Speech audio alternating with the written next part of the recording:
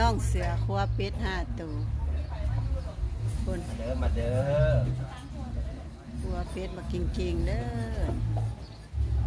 อันนี้น้องไผ่เกี่ยมล่างจอก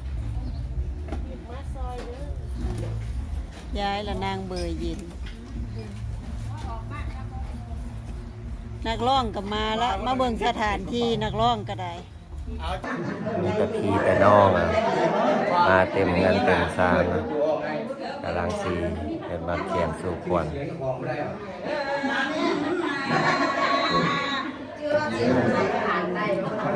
อันนี้เป็นคือพิธีสู่ขวัญทางลาวเนาะสู่ขวัญปีใหม่กัน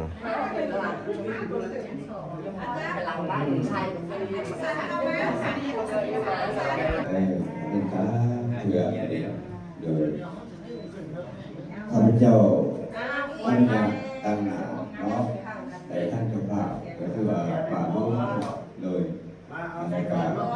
ในงานป่าทำที่ในโอกาสทุกหาทุกแกนพี่น้องนางที่ไหนกับมีแต่พี่และน้องเต็มทุกคนไทยและน้องมาฟังไทยก็มาแต่สีฐานก็มีนำเนาะอาณาวัดใต้เดินบินผู้ขาขออนุญาตนำพี่น้องเอาขอไหว้ร่วมถึงคุณพระพุทธพระธรรมพระสงฆ์เจ้าที่เจ้าทานเจ้าวัดเจ้าเอื้อนเจ้าแม่นางธรณีเทพบุตรเทวดาสาธุกนีเนาะให้ผู้ขาได้มาทำลาบาสีให้พี่น้องเฮาทุกคนนะ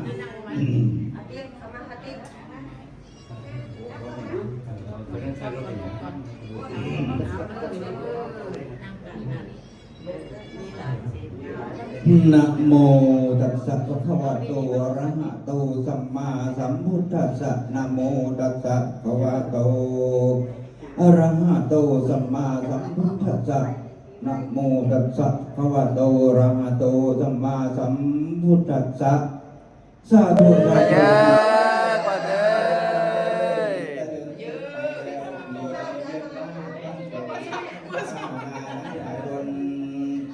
เสียงสนเสียวมาเนื้อเจ้าเต้า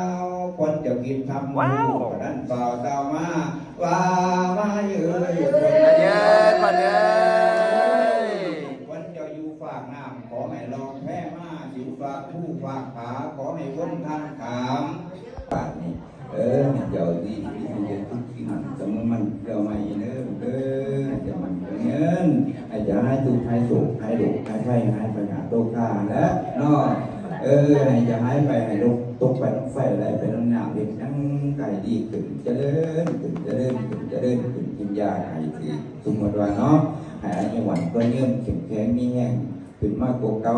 แต่หนึ่งต่อไปปีใหม่ฝ่าใหม่ของคุณพระพุทธพระธรรมพระสงฆ์เจ้าจะมองคงรักษา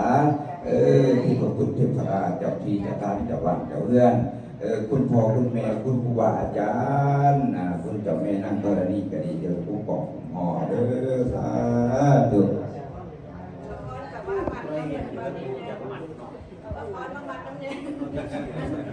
เจ้าพ่อก็ได้เจ้าพ่ออาจารย์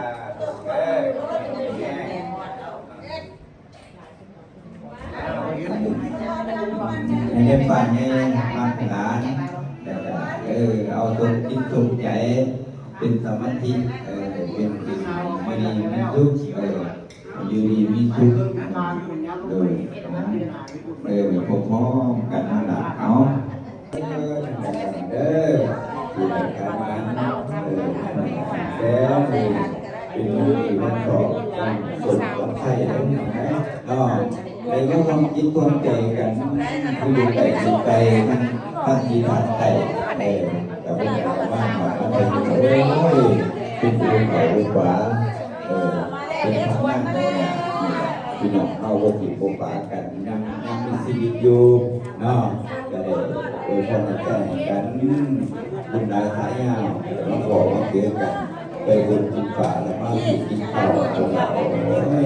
ไปพูดจนเราว่าพี่เพื่อนกันเด้อตัวดอกแดงมีดอกแดงตัวดอกแดงเดี๋ยวท้ายเดี๋ยวคนทำได้แต่ปากกันเสด็จมีดอกแดง สู้ควรกันหาการเสร็จสิ้นไปแล้วเนาะตอนนี้กำลังมัดแขนให้อายเนาะ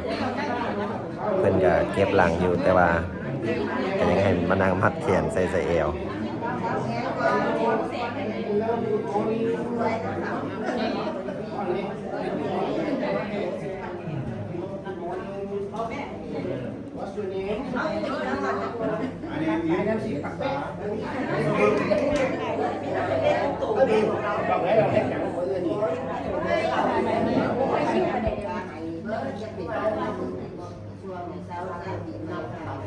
เช่าเลยบอกให้ปิดเลย